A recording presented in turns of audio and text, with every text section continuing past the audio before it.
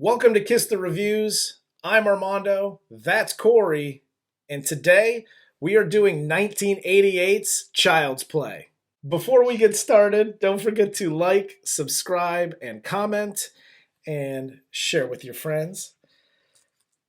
1988's Child's Play, starring Catherine Hicks as Karen, Chris Sarandon as Detective Mike Norris, Alex Vincent as Andy, and Brad Dourif as Charles Lee Ray and the voice of Chucky. There are some issues with this movie. Yes. Okay. One major issue that I have with this movie. Okay. But I would be lying if I said I didn't enjoy watching this movie.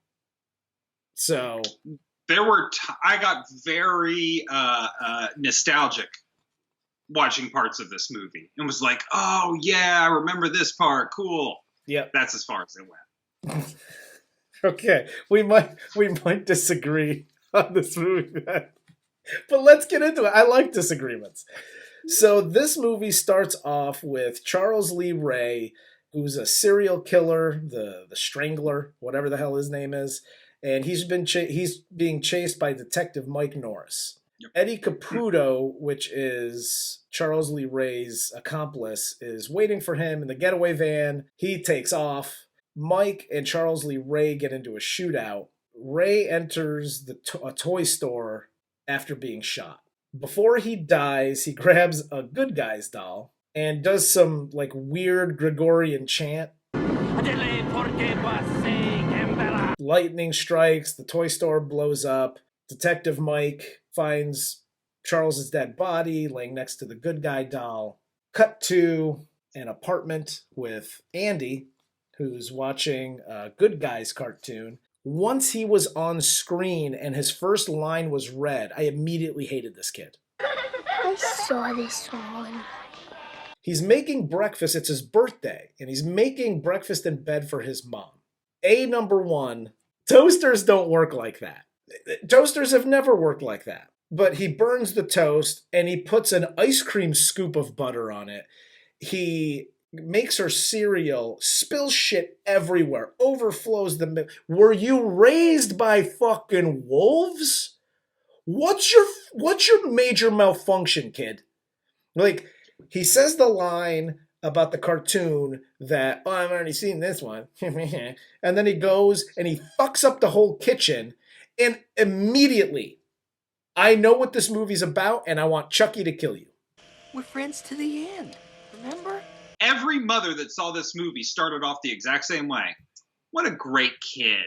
Making his mom breakfast in bed because he loves her. Nope. He's just buttering her up for the fucking Good Guys doll that she can't afford because she's a single fucking mother. But I didn't know about it in time this month to save up for it. And he has the balls to give her shit. Well, here's the other thing I didn't get. It seems like, because he watches the commercial for the Good Guys doll, and it seems like the Good Guys doll literally just came out. Yeah. Like, you give your mom a little bit of a break. And as far as moms watching this movie going, oh, look at the kid, I think you're right. But yeah. as a dad watching that movie, I was like, clean the fucking kitchen. What's your problem? Right. So he gets his mom breakfast. She's like, oh, good try, whatever. I'll eat this later. She then goes out and gives him his two presents that he got. One's this huge box. The big box looks like, hey, this is a Good Guy's doll. There's one pair of fucking jeans in the gigantic box that's the size of the kid? First off, you probably should have known that your son wanted the Good Guy's doll. Two, I know you've looked at it because you told them, we can't afford it. Yeah. So you've seen the fucking doll in the box and thought it would be really cool to find an equally sized box in to put a pair of fucking corduroys in. Bitch, that is some serial killer-esque shit. You know what I'm saying? Listen, like, Jigsaw? That's crazy. I mess with my son a lot, but that's just mean, okay? That's Karen's friend Maggie tells her, like, they're at work, and she's like, oh, there's a peddler. First of all, who uses the term peddler? I know this was 1988, but A peddler? No, there's a fucking bum with a grocery cart out back and he's selling some shit and he's got a good guy's doll. Okay? So they negotiate with said bum or peddler and she buys the doll for like $30. Whatever. Which is hilarious too, because it's like $50. The guy says $50. Mom's ready to pay for this. Yeah, I'll take it. I'll take it. Which, by the way, PSA number 1. Hey kids, Uncle Corey. Just a quick reminder that if you are dealing with a peddler, take the price they're giving you and walk the fuck away. You do not want any more time spent with peddlers than you need to. Yeah, no negotiating with bums. Let's just call him a bum. She gets the good guy's doll, gets back to her counter as she works the jewelry counter at a fucking like J.C. Penney's or something. It's like she was literally gone for 3 minutes. And her boss starts giving her shit. And her boss is literally the worst human being on the planet. Oh yeah, he's an asshole. And again, what's funny is he's riding her because We have specified break times for activities like that, Miss Peterson. which kind of you're right. You're an asshole, but you're not wrong, Yeah. right? But 2, look around. There's nobody at a booth There anywhere. wasn't a customer in sight. No, there's a lot of background noise, but nobody's coming near your department store. Probably because you're running it like fucking Joseph Mangala, you dick. You want to be in that environment. He should have been in Raiders of the Lost Ark as one of the Nazis. I can't imagine why. And it's funny because she's trying to be like nice and placate him because she doesn't want to lose her job. Yet Maggie does nothing but bust this guy's balls the entire time he's talking to her. Chill out, would you, Walter? Huh? So Maggie finally says, "You know what? I'll babysit. You can work." She has a couple of hours between shifts. So she goes home, gives Andy the good guy's doll, and goes back to work. Maggie shows up to babysit, and don't let her babysit your child because she's unfit to be a babysitter. She sees that the TV's turned on. He's in there brushing his teeth. She sees the TV turned on. Chucky's... Go Somebody ahead. teach this kid how to brush his fucking teeth. Dude, he brushes his There's teeth. shit everywhere. He brushes his teeth like he makes breakfast. This fucking animal that this kid is. Okay? So, Oh my god. Chucky is watching TV with the TV on, and she's like, Turning the TV on and putting Chucky in front of it when I told you it was time to go to bed? Stop it now, come on, under the covers. Hurry. But Aunt, Under the covers and not another word. and she throws the damn doll in the bed, puts the kid in the bed, and let's get to his bedtime attire. You know what his attire is? What he wore that fucking day. Just get in bed, sneakers, fucking jumpsuit, everything. Yep. Good guy, good dirty guy, get in your bed. Okay, fine. Let's get into the real like meat of this movie because that like all the way up until this part, I was just angry at shit. Maggie is like reading a book. Andy's in bed. She starts hearing noises. So she gets, a little scared. She hears something fall on the ground. She goes and turns. There's a chair in front of the door. There's flour. A flower pot had fallen on the ground. There's flour on the thing. She gets attacked by Chucky, who bashes her in the face with a hammer. She goes backpedaling out the window. She dead. The next scene is Karen getting home, finding cops at her apartment. She's obviously concerned. She goes into the apartment. And then this is where I didn't like Detective Mike Norris.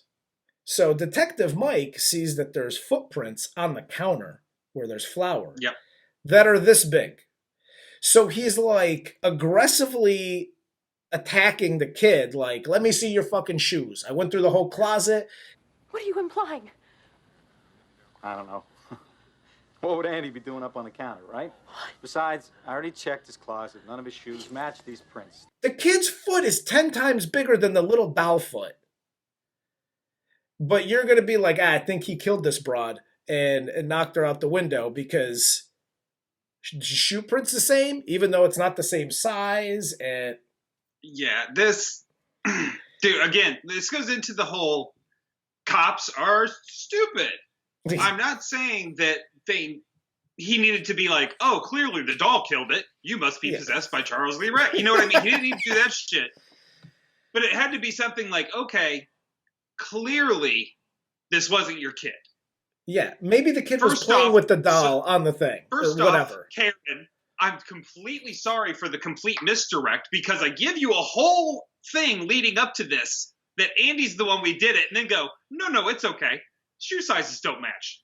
Look, Ms. Barkley, if somebody made those footprints, if not Andy, then who? It would have been great if Andy actually was the serial killer. Yes. If Andy just fucking snapped, we don't know why, we don't know how, but he keeps, it's Chucky.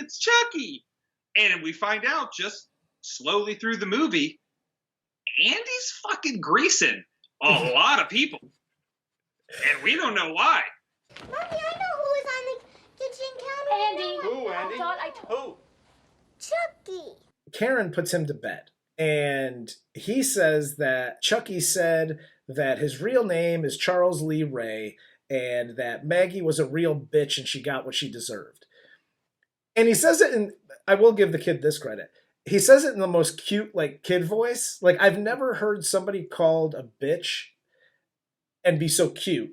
He said that Maggie was a real bitch and got what she deserved. That's a big story in, like, the Chicago media. It's on the news every single time the TV's on in this. Something about Charles Lee Ray and his accomplice. And he says that the doll is Charles Lee Ray. And his mom's like, is that the neighbor? Who's Charles Lee? Like, she has no idea. It just gets glossed over. Yep. She glosses over that. She glosses pretty much over the fact that Maggie was a bitch and deserved what she got. She's just like, why would you say that? Chucky said it. No, he didn't. Go to bed. And then You know perfectly well that you're making this up. Karen, something's fucked up with your kid. Yeah, either there's one of two things that's going on here. Either the doll really is possessed, or your kid's a fucking psychopath. But you got to take care. Your kid's been watching the news and is ready to go killing people. You got to take care of that. Like, either way. Yeah. The next day, she takes him to school, drops him off. There's no security, no teachers at the school apparently, because he goes in, and then his mom walks away, and he just bounces. They take the train. They go through all these horrible neighborhoods. The kid never gets asked a single question. He's carrying the stupid Chucky doll. And they take it to the house where Eddie Caputo is hiding. Yeah, which is basically across the street from Cabrini Green, which ironically is where Candyman lives. So this is the crossover. This is where the movie should have taken off, is like Chucky runs in the house like, hey, Eddie. And it's not Eddie. There's a bunch of bees everywhere, and it's on. It's fucking amazing. Andy then puts him in, like, this chair and, like, next to where the house is. It's just, there's just shit everywhere because he's got to take a leak.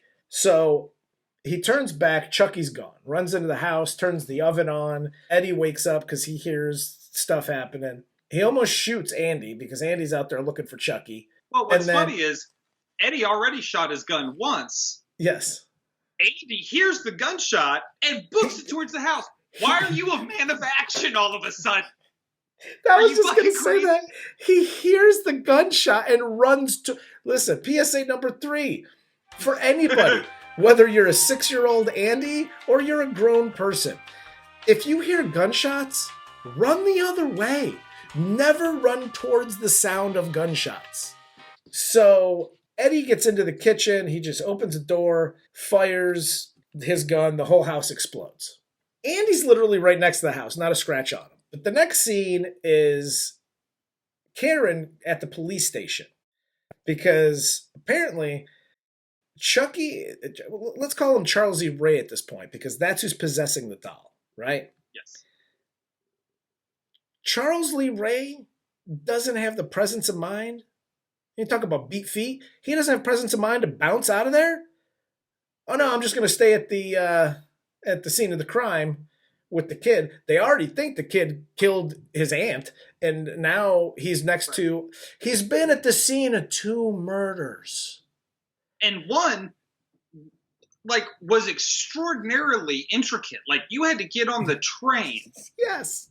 to a specific stop, go to this specific house, sneak in, turn on the gas, know that Eddie was going to kick in that door and fire. And by the way, your doll's name is really Charles Lee Ray. Yeah. That's who grown called man. himself Chucky. Who called himself Chucky, we find out even later in the movie. Yes. He's not even trying to hide it. No, he's not. He's not. He's not the brightest of men. We'll say that. No. They're at the police station. Karen comes in. Detective Mike fills her in on Andy's been a little mischievous again. We found a burnt dead body. Hey, by the way, we've been illegally interrogating your minor child. I think we should lock him up for everyone's safety. No, what I'm going to do is take him the fuck out of here. You can no longer press charges on either two of these fucking murders, and I'm going to sue your balls off. Thanks, yes. good night. Well, the doctor, the local psychologist, whatever, I forget his name because he doesn't matter, but he decides that he's going to, since the kid's been at 2 active crime scenes, and he looks like, and he's answering questions like he's a psychotic kid, they're going to keep him a few days for evaluation. I've seen more than enough. Maybe Andy should spend a couple of days with us. I've been sneak analyzing your fucking child while you weren't around and he was being illegally interrogated. But I am also now not even... You don't know who I am until I chime in over the mic. But trust me, I've seen more than enough. He needs to come stay a couple days with us. I've seen more than enough is like I wanted Karen to go, God? Like you can't even grace me with your presence? Like what the fuck is your problem? How about you get in here and face me and we'll discuss this like rational human beings instead of the psycho behind the freaking two-way mirror. Karen gets back to the apartment. She has Chucky with her. She basically starts talking to the doll, like, dude, talk to me, say something, and it's just like, Hi, I like to be hugged. She gets the box, and she's reading the back of the box, and it says batteries included. Well, batteries, first of all, that's not how toys ever worked. Batteries were never included in shit, especially in the late 80s. And the batteries, if they were included, weren't made by the same manufacturer that made the doll. Like it said, like, Good Guys batteries on the thing. Yeah. That's not a thing. But the batteries fall out of the box. She opens the back of Chucky and realizes there's no batteries in this thing. So this thing's been talking and moving its eyes and doing all this shit, no batteries. So she freaks out, and then Chucky comes to life for her. After she threatens to throw this inanimate object into the fire, yes, if it doesn't start speaking to her. I said talk to me, damn it, or else I'm gonna throw you in the fire! This is one of my favorite scenes because the it's great. profanity-laced tirade that Chucky goes on during this as he's like attacking her is fantastic. You stupid bitch, you filthy slut! Did you fuck with me? He calls her a filthy slut. What are you, Reese Witherspoon's stepmom? She had about 2 gallons of makeup on, and that's exactly what she looked like. Chucky bites her arm. She throws it off of him. Chucky runs off. He takes the elevator down and he bounces. He's gone. Karen runs to Detective Mike, shows him like the bite mark. Like, does this look, because he's like, get out of here with your fakakta story, and you're psycho too, your kid's psycho. And she's like, is this psycho? And pulls up and shows him the bite on her arm. Does this look like I'm lying? The fact that your son said the doll's name is Charles Lee Ray is a piece of pertinent fucking information. Whether or not you know that cop had anything to do with that or not, you know he's a cop. Yes. Hey, my son, when I thought he was psycho too, mentioned the doll's name is Charles Lee Ray. Does that mean anything to you? Because I have to work all the time, so I'm really stupid. Then you might have had the ball rolling a little bit more. Yeah. Share information. Well, and not only that, Detective Mike, has the whole file on Charles Lee Ray. Yeah. He knows that Charles Lee Ray's nickname was Chucky. So the minute that Charles Lee Ray's name comes up and the doll's name is Chucky, I mean, you'd start again. Still, you're like, is the doll possessed? Well, you heard at the toy store. You're the only one that heard this. And now there's a doll named Chucky, and there's fucking murders happening. Like, yeah. I get it. It's a far stretch to believe that a doll's committing murders, but like, you could start piecing shit together. Yeah. You know There's what I mean? got to be some sort of a tie-in here, at Instead least of to help just- strengthen your case about Andy being a psycho. Yeah, instead of just dismissing everything. Karen then decides, because Detective Mike isn't listening to her The Doll Came to Life story, she decides that she's going to go find the peddler. So she finds the peddler. She asks where he got the doll from. The peddler's like, yeah, it'll cost you. She gives him, I don't know, the $3 that she has left in her purse. I was going to say, literally $3. Yeah. And he's like... Not enough. What else you got? He turns into Smokey from Friday. This ain't enough. Like, and she's like, Smokey well, ain't trying to rape nobody. Because she said, that's all I got. And he's like, well, no, it's not all you got. I'm going to... Yes. All you got? Wait a minute. Oh, you got a lot. No. And then Detective Mike shows up, hits the dude, threatens everybody with a gun. They all scatter. And technically, before he threatens with a gun, he walks up, kicks the guy in his dick, yeah, and a bum in the background goes, Christ, he's a cop! All right, what about the rest of you? It's not like he's a blue. He's a plainclothes police officer. he might as well be this chick's husband. They get the information out of him that he got it from the toy store and Charles Lee Ray. And even when they say Charles Lee Ray's name again, Karen doesn't say anything about it. Like, yeah, my son said that Charles Lee Ray. And he drops her off at home, still not really believing her. He goes back to the police department to get the file on Charles Lee Ray. Yeah. He gets back into his car to drive home or wherever. And Chucky's in there strangling him with jumper cables from his car. This is where I got really mad, because he's driving, he's choking, and throws, gets the thing off his neck, and he's crashing all over the place. Chucky is now in the back seat somewhere, and he just starts stabbing him through the back seat with a huge butcher's knife under the seat, back. And his reaction as a detective, as an officer of the law, his reaction is to not stop the car and get out. His reaction is to hit the gas pedal and go faster and crash into even more shit to where the car flips over. Chucky's running around and fucking with him. And he shoots him like in the shoulder or something. And Chucky goes running away. They then find John Bishop is his name. But the voodoo man? He's some voodoo master that taught Chucky how to possess bodies, I guess, and then was surprised because they were friends, but then was surprised that he used it for evil. You perverted everything I've taught you and used it for evil. If you looked at the guy at the beginning of this movie with the long hair, receding hairline, he looks like a scumbag. So you're going to teach him how to possess people and then be surprised that, like, you're an abomination? Right. Okay.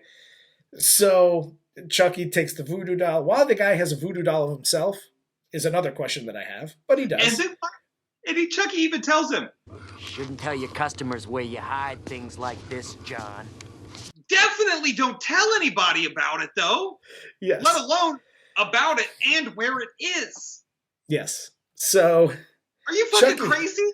Chucky starts breaking bones, breaking leg, break his arm to get... Because this is where the John Bishop tells him, like, you're becoming human. And unless you get out of that body, you're going to be Chucky forever. Yep. And he tells him, this is where he reveals that you have to, the only person that you can transfer your body into is the first person you revealed your true identity, which is Andy, a 6-year-old boy. I'm going to be 6 years old again. Then Mike and Karen arrive because he finally stabs John Bishop, right? Stabs John Bishop.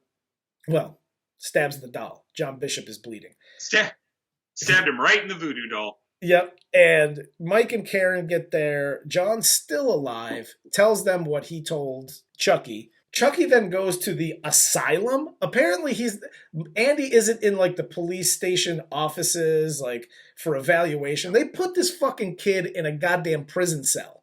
This is crazy because Andy's saying that Chucky's coming to get him. He's calling for anybody's help.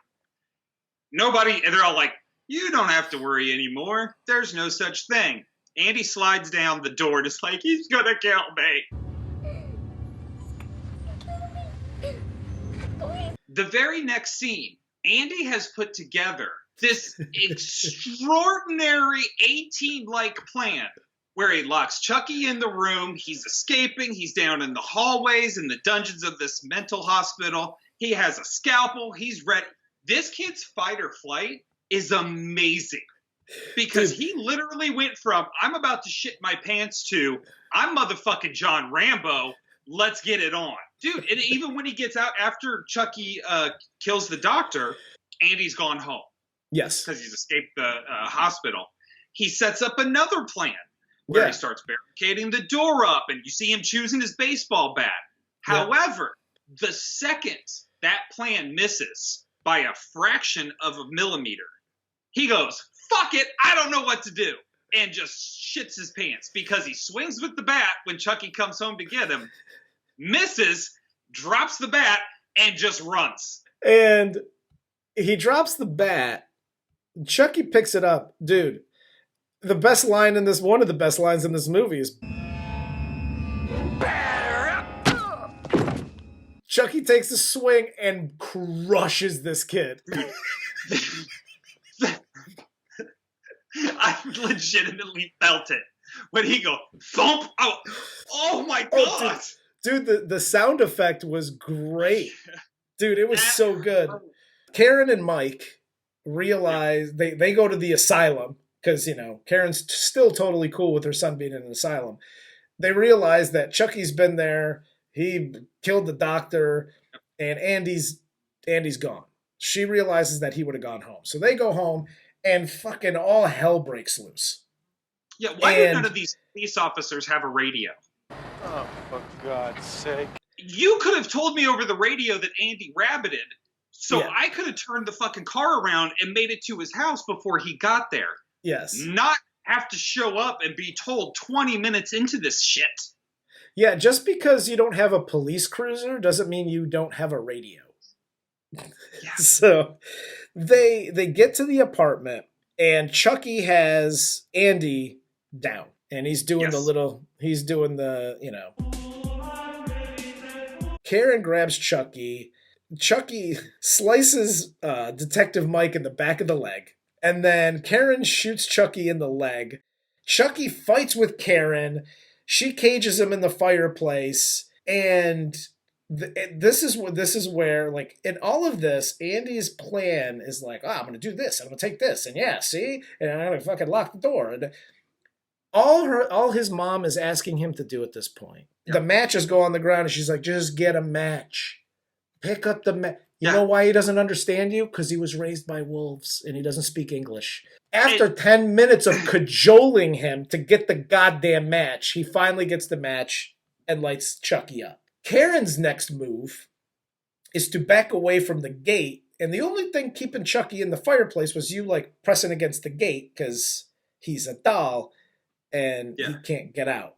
So she just runs away. So now, I don't know what kind of like renter's insurance she has, but this dude's fucking up the whole apartment. Everything's basically on fire at this point.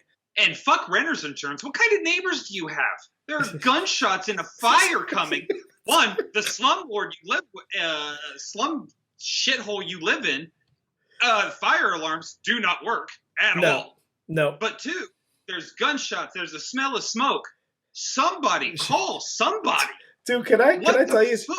The first thing when I thought about her neighbors, outside of the noise and the gunshots and the fire, is Chucky. If you dismiss all of that, there's one point where he's like running down the hall and she shoots him.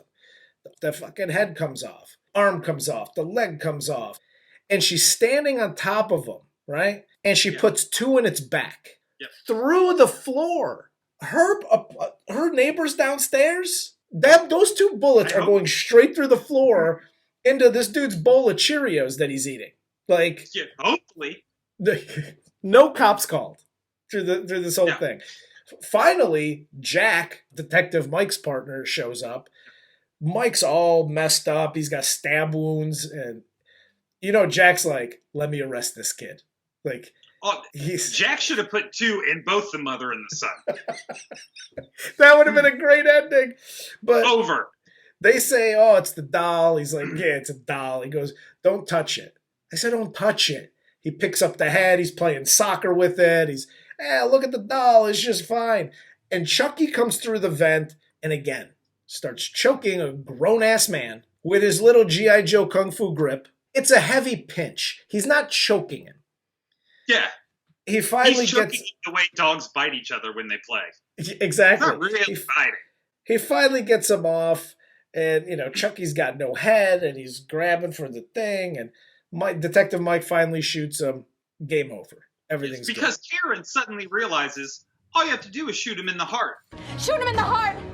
After a half an hour and backdraft happened in your apartment, exactly. now you realize. And just shoot another question: do you have to shoot him from the front? Because Karen put two bullets in his back. Yeah, one here and one here. You didn't hit his heart. Didn't nick it. No, the doll's back is this big. You put two in his back. You didn't hit him in the heart. Right. Okay. Cool. Now, if I may, this is how I would have ended this movie. Okay? I'm going to pick up exactly. Andy gets clunked over the head. The whole seance begins, right?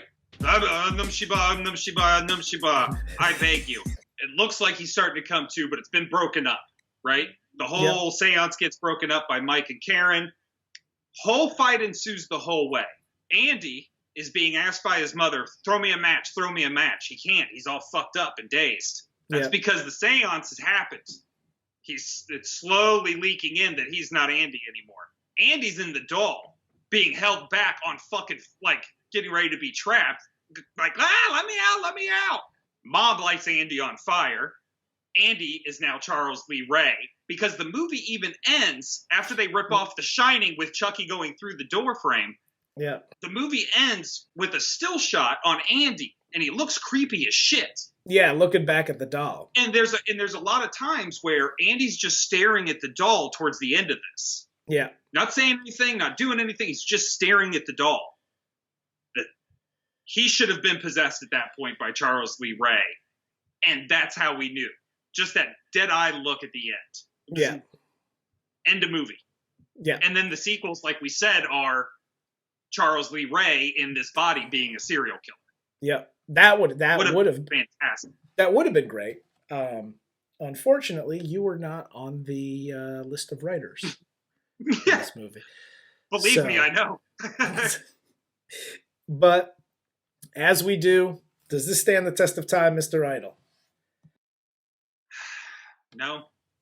You know what? That sigh says all I need to know, because I was fighting with this the entire time I watched it, because nostalgia tells me yes. My mind's telling me no, but my body's telling me yes. My critical eye is telling me absolutely not. Like, it's saying this movie is not good. However, I'll give you have 1 month out of the 12 months of the year that you get to watch this, and it's in October. Mm-hmm. You get to watch it around Halloween time, and I know there's huge Chucky fans. Dude, the rest of these movies are trash. If there's one that stands the test of time, it's this one. But I don't even think this one does. But it does have that that little, I could watch it and giggle. It's fun. It's not so bad that I'm like, oh my God. I can laugh through the movie and watch it and enjoy it that way. Does it stand the test of time? Absolutely not. But I would never watch this again for the show. Really? Yeah. I mean, outside of the show. Like, the only reason I watched this because of the show. If I see this on TV again, I'm going to go, oh, fuck, I really like Candyman. I wonder where I can find that. Well, there's 1,000 other horror movies I would watch before this one. Yes. But again, at the end of the movie, even though I said to myself, this movie doesn't stand the test of time, I still enjoyed it. I don't know if it's that. I don't know if You're it's that. I don't know if that's the nostalgia thing or a guilty pleasure thing or whatever. Yeah. There's something I enjoyed it. I enjoyed watching it. But no, it doesn't stand the test of time. Yeah, no. I wasn't a fan. That was a long way to get there. Big boy sentence. That was a politician sentence.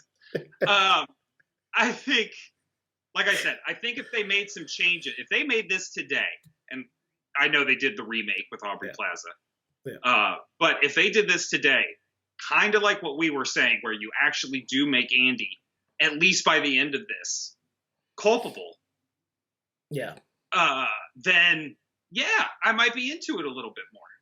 I agree. As the killer doll thing, I'd rather watch like the real story that this is based on, the Robert the doll. Yeah. Sort of like Annabelle. That's a scarier actual story than this movie. Yeah. And you could get through a whole series or a whole documentary on Robert the doll in about 10 seconds. So.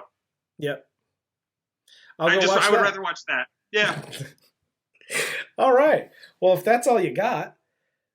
All I got. For Corey, I'm Armando. This is Kiss the Reviews, and this was 1988's Child's Play.